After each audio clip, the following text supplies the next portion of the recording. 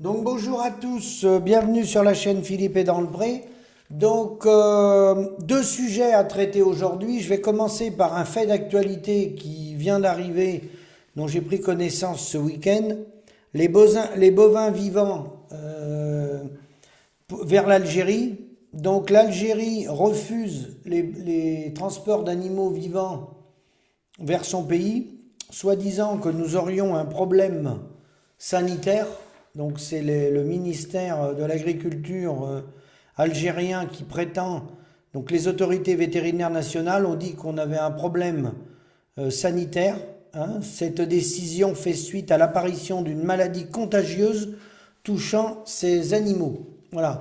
Donc peut-être, à voir, il faudra demander des explications, il faut voir si le blocage va durer longtemps, il faut aller essayer de rentrer dans les détails, d'en savoir plus. Espérons que ça ne fera pas comme le gaz russe qui passe par l'Inde et qui revient chez nous. Parce que là, le gouvernement, l'Algérie a des contacts avec le Niger. Hein, et nous, avec le Niger, ça se passe très très mal. Donc le gouvernement nigérien, il a été reconnu par l'Italie et l'Allemagne, plus ou moins reconnu, le nouveau gouvernement. Nous, on est à couteau tiré, vous le savez, avec l'Afrique subsaharienne. Donc il y a des liens entre l'Afrique subsaharienne, le Niger et l'Algérie. Donc j'espère, parce que derrière, il peut y avoir un coup politique, géostratégique. Donc en attendant, espérons que les choses vont s'arranger. N'oublions jamais que ce qui se passe au Niger qui s'entend bien, je vous le rappelle, avec les Algériens, ils ont des liens. Le problème du Niger, tout le monde le sait, c'est l'uranium. Donc espérons que cette situation va se débloquer pour les gens qui font du commerce chez nous en animaux vivants vers l'Algérie. Et donc ça va me permettre d'embrayer sur les différentes réunions et contacts que j'ai eus pendant 2 jours à Nîmes. Donc on avait un rassemblement à Nîmes de la souveraineté, tous ceux qui sont pour une souveraineté des États.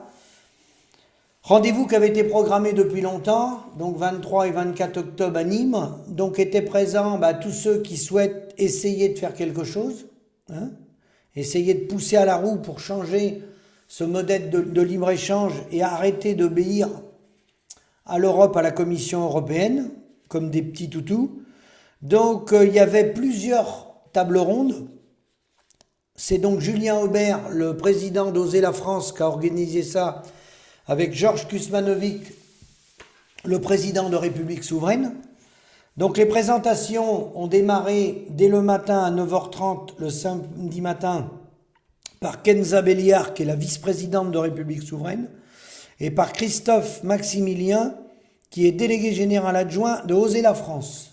Donc ensuite, moi je vais vous parler de ma table ronde. Il y a eu plusieurs tables rondes, des gens connus, ou que vous connaissez, que vous voyez souvent, ou moins souvent dans les médias, mais il y a eu énormément de tables rondes. Il y a eu Loïc Le Floch-Prigent, hein, pour la réindustrialisation et relocalisation de notre pays, parce que c'est une catastrophe au niveau de l'énergie, vous le savez. Hein. Il était à cette table ronde avec Jean-Charles Hourcade. Hein. Il y avait également Yves Perrier, et puis Bernard Carayon, avocat, ancien député de Oser la France, et beaucoup d'autres. Il y avait également Fabien Bouclé, certains le connaissent, c'est lui qui mène un combat notamment contre les éoliens. Il était dans une table ronde avec Julien Aubert sur la souveraineté énergétique. Il y avait une table ronde pour parler de la dette et de l'euro avec Charles-Henri Gallois, Génération Frexit, qui a beaucoup travaillé avec François Asselineau.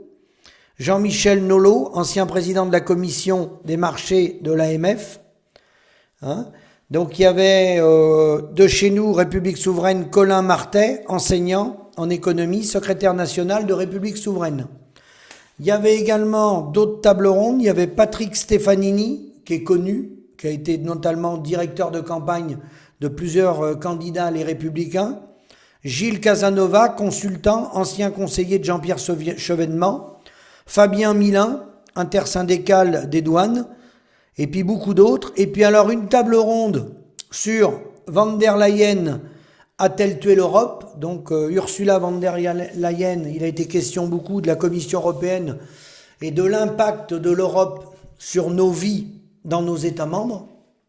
Donc là, cette table ronde-là était avec Nicolas Dupont-Aignan, qui est connu, Debout la France, François Coq, analyste politique, ancien secrétaire général du parti de gauche, Guillaume Bigot, qui est journaliste sur CNews, que beaucoup connaissent, Florence Kunz, ancienne eurodéputée, conseiller en affaires publiques européennes, Rodrigo Ballester, juriste, directeur du Centre des études européennes du Matthias Corvinus Collegium, et de chez République Souveraine, Pierre Leviot, économiste, secrétaire national de République Souveraine.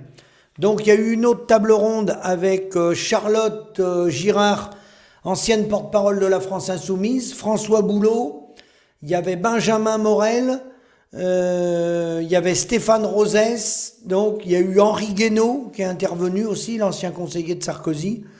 Donc, et moi, j'animais une table ronde, enfin je débattais à une table ronde avec la vice-présidente de République Souveraine Kenza Béliard, moi-même, Gilles Rivière-Weinstein, auteur de Panique dans l'assiette, et Alain Manjol, référent agriculture du parti de Julien Aubert, Oser la France, ingénieur agronome, il a travaillé notamment à l'INRA.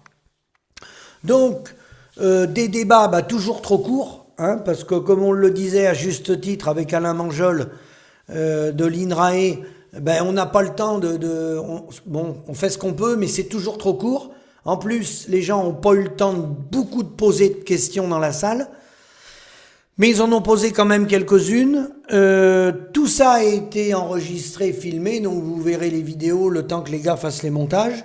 Donc tout ça, il y avait du pour, il y avait du contre. Il y avait quand même pas mal de consensus sur un certain nombre de sujets. Une reconnaissance que il y a 80-20, il y a bien 80% des paysans qui ont moins de 1709 euros. Et donc c'est surtout de cela qu'on a parlé, parce que ceux qui sont au-dessus et puis qui aujourd'hui sont dans des filières qui sont tirées vers le haut, tant mieux pour eux, parce que ça permet de créer de la richesse, d'embaucher du salariat, de renouveler les parcs matériels et de faire tourner l'économie française. Donc la problématique, c'est les 80% qui sont en dessous 1709. Donc là, moi ce que j'ai proposé, et on a beaucoup échangé après avec des intervenants qui étaient là-bas, après les plateaux, que ça soit Nicolas Dupont-Aignan, que ça soit Henri Guénaud ou tant d'autres, Il y a eu une superbe intervention de Loïc Le Floch-Prigent, qui a des points communs avec ce que nous on défend dans l'agriculture. Alors nous, ce qu'on propose à République Souveraine et ce qu'on commence à marteler à travers ce regroupement des souverainistes, plus il y aura de gens à se regrouper, mieux ça sera, moins on sera divisé. C'est de sortir de ces traités de libre-échange, et de faire de la coopération entre les États. Alors la coopération entre les États, c'est la base de la charte de la Havane, le texte est déjà tout fait, il suffit de le retoiletter. Donc la coopération entre les États, c'est qu'on garde notre coût de production de nos denrées agricoles, et puis les pays avec qui on fait des échanges, ils peuvent également garder leur coût de production sur les denrées qu'on a besoin. Mais les échanges peuvent se faire avec de l'industrie ou d'autres biens. Et d'ailleurs, il n'est pas obligé d'avoir des échanges monétaires. On peut faire des échanges entre États sans faire fonctionner la monnaie. C'est tout à fait réalisable. Donc ça, c'est des volontés politiques. Alors, j'ai échangé assez longtemps sur ces sujets-là. Je l'ai évoqué dans la présentation lorsque j'étais en débat avec de Oser la France, Alain Manjol. Gilles Rivière-Weinstein, lui, n'est pas d'Oser la France. Il était là en tant qu'intervenant. Voilà. On a échangé. Bien entendu, c'est une volonté politique parce que cette stratégie de la coopération et non du libre-échange est contraire à la politique européenne, est contraire au traité de l'Union européenne. Donc pour ça, il faut des hommes de volonté, il faut désobéir à l'Europe, il faut faire ce qu'ont fait le président polonais, hongrois, slovaques, roumains, ils ont dit nous, les céréales ukrainiennes, on n'en veut pas. Il y a assez de paysans de morts, on veut pas d'autres cadavres. Stop, on arrête la plaisanterie. Nous, on protège notre agriculture. Donc faire de la coopération, c'est pas faire de la protection, c'est pas du protectionnisme, puisque c'est un échange on garde les coûts de production de nos pays et on fait des échanges. Donc j'ai rappelé que le Canada fonctionnait comme ça et qu'il était payé autour de 63 centimes d'euros en conventionnel. Donc comme quoi des grands États peuvent le faire, parce que ce libre-échange, ce prix mondial, il est basé en gros sur une dizaine de grands pays qui de façon régulière exportent chaque année. Nouvelle-Zélande, Canada, États-Unis, Brésil, il y a une dizaine de grands pays. Nous on exporte aussi, mais de moins en moins. Hein, et j'ai bien rappelé qu'on est à plus 20 milliards, mais c'est surtout le vin qui nous tire vers le haut. Le vin, les spiritueux, on est à plus 20 milliards si on intègre le vin, les céréales et un peu de produits laitiers. Mais lorsqu'on a fait la balance avec tous les moins, avec le mouton, la viande bovine, le poulet, le cochon, ben on se retrouve à plus 5 ou plus 6, quoi.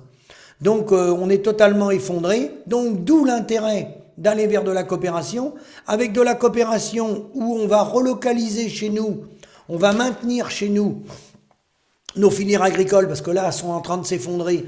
Si on les maintient, qu'on reconnaît le coût de production, bah, on va remettre des travailleurs dans la machine économique.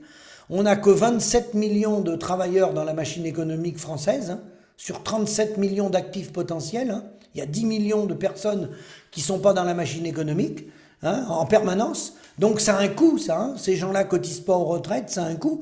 Donc si on préservait nos filières sur nos territoires et qu'on rémunère les producteurs correctement, si on rémunère les producteurs, automatiquement, ça va faire tourner les vétérinaires, les marchands de matériel, tout le tissu qui est autour. Donc c'est que du bon sens. Et le pays qui va nous acheter nos produits, lui, peut fonctionner de la même façon et nous renvoyer la marchandise dont nous, on a besoin. Voilà. Donc c'est que du bon sens. Simplement, c'est complètement contraire au fonctionnement de l'Europe. Donc, ça a été évoqué avec Nicolas Dupont-Aignan et beaucoup d'autres. C'est une volonté des gens de se regrouper, dire stop, on arrête. Nous, on reprend la primauté du politique sur l'économique. Chaque État est souverain et chaque État est libre de faire des traités avec des pays avec qui on a des accords. Hein. Et ça peut être des pays européens, ça peut être avec l'Allemagne, ça peut, parce que on est souvent concurrencé par nos pays les plus proches, hein, et puis ça peut être des pays plus éloignés comme le Brésil. Voilà un peu le sens de mon intervention. Vous verrez toutes les vidéos, elles seront longues, ça sera par thème, elles durent 3/4 d'heure, 1 heure, mais moi je pense que l'enjeu il est là, parce qu'après on peut passer du temps à polémiquer, je referai des sujets plus détaillés, parce que des questions sont venues dans la salle, notamment sur la réintroduction du glyphosate. Donc on avait Gilles Rivière qui lui n'était pas d'accord, il est plutôt pour.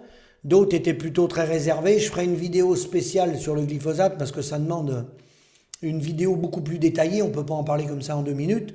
Mais tout ça pour dire que moi ce qui nous anime, tout ce qu'on en est dans nos pays respectifs de l'Union européenne, il n'y a pas de possibilité de toute façon d'échange et de travail sans la vie. La vie, c'est quoi? C'est les écosystèmes. Et la vie, c'est pas de continuer d'importer des protéines de l'autre bout du continent américain, du Brésil notamment. La vie, c'est pas continuer d'exporter des protéines comme on le fait. C'est reprendre notre autonomie en faisant, par exemple, dans un premier temps, 1 500 000 hectares de colza, hein, pour éviter de trimballer des marchandises de l'autre bout de la planète et, c'est important, de ne pas détruire la vie. La vie, c'est quoi? C'est les écosystèmes et c'est la forêt. Qui dit plus de soja, dit destruction de la forêt amazonienne. Donc, je crois qu'il faut qu'on réfléchisse à des solutions. On a des leviers, on a déjà 1 200 000 hectares en friche en France, des terres de conventionnelles.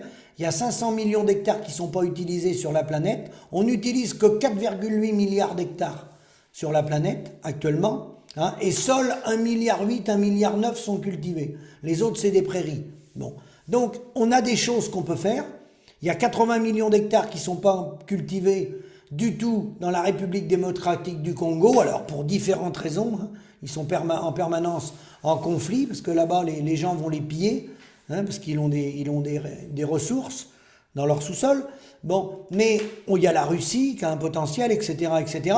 Mais tous les pays, plus ou moins, avec cette compétition agricole au sein de l'Europe, on voit apparaître des terres en friche de plus en plus. Voilà. Pourquoi ? Parce qu'on n'a pas le coût de production.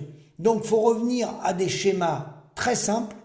Il faut revenir au coût de production. Hein, c'est tout. Et ça n'empêche pas du tout de faire du commerce. Ça n'a rien à voir. On peut continuer le commerce tout en valorisant nos produits. C'est ce qui se fait à une petite échelle. Lorsqu'on a été capable de développer des AOP, hein, c'est l'histoire du comté. Il y avait un agriculteur que j'ai croisé là-bas, je le salue, hein, de Savoie. Lui, et son lait, avec les taux, il est payé 730, 740 € la tonne. Bon, voilà. Et voilà, ça n'empêche pas les gens de manger des fromages. Donc, c'est des schémas comme ça qu'il faut remettre en place, aller vers des schémas plus vertueux et arrêter d'aller au moins-disant social. Parce que si on reste dans cette compétition exacerbée au moins-disant social, ça a été évoqué dans le débat, on ne peut pas rémunérer les salariés, ils restent au SMIC. Donc, dans les branches agricoles, si on laisse des gens au SMIC, vous comprenez bien qu'on ne trouvera pas de salariés, parce que quand on est confronté au reste de la société, où les gens maintenant sont payés 1008, 2000, 2002, 2005, des salariés, hein, y compris dans l'artisanat, bon, et dans les exploitations agricoles, on n'aura personne à 1500 €. Donc si on va avoir quelqu'un, des salariés à 2000, 2200 €, bon déjà l'agriculteur, lui, il faut qu'il ait au moins 2 SMIC et demi, d'accord, hein. Et puis pour redonner un sens à la vie, faut travailler le plus possible à l'échelon des territoires, et tout ce qui n'est pas possible, parce qu'il y aura toujours une partie d'import-export à l'international, cette partie import-export à l'international, faut la traiter sous la mécanique de la coopération et non du libre-échange. Et là-dessus, on retrouve des gens qui ont quand même de l'ouverture d'esprit, que ça soit chez Julien Aubert, Oser la France, ou Nicolas Dupont-Aignan, ou d'autres qui pouvaient être là, des anciens de Jean-Pierre Chevènement, etc., etc. Voilà. Donc c'était tout le sens de ces rencontres. On va voir comment on peut avancer. C'est très urgent, parce que je l'ai rappelé, dans l'élevage, notamment dans l'élevage, ça s'effondre, mais pas que dans l'élevage. Hein. Il y a une grosse crise, il y a une grosse crise également en horticulture, hein, et dans bien d'autres domaines. Donc il faut absolument apporter des solutions. Et les solutions passeront par nos volontés. Si on a la volonté de le faire, on arrivera à le faire. C'est pas la Commission européenne qui doit venir commander les États membres. Bon, simplement, il faut des gens volontaires, courageux, essayer de créer un groupe de pays, se serrer les coudes et on va finir par y arriver. On est obligé de faire quelque chose. De toute façon, on ne peut pas rester comme ça. Donc, je vous remercie. Je vous dis à la prochaine vidéo pour un autre thème ou des réactions à l'actualité. À bientôt.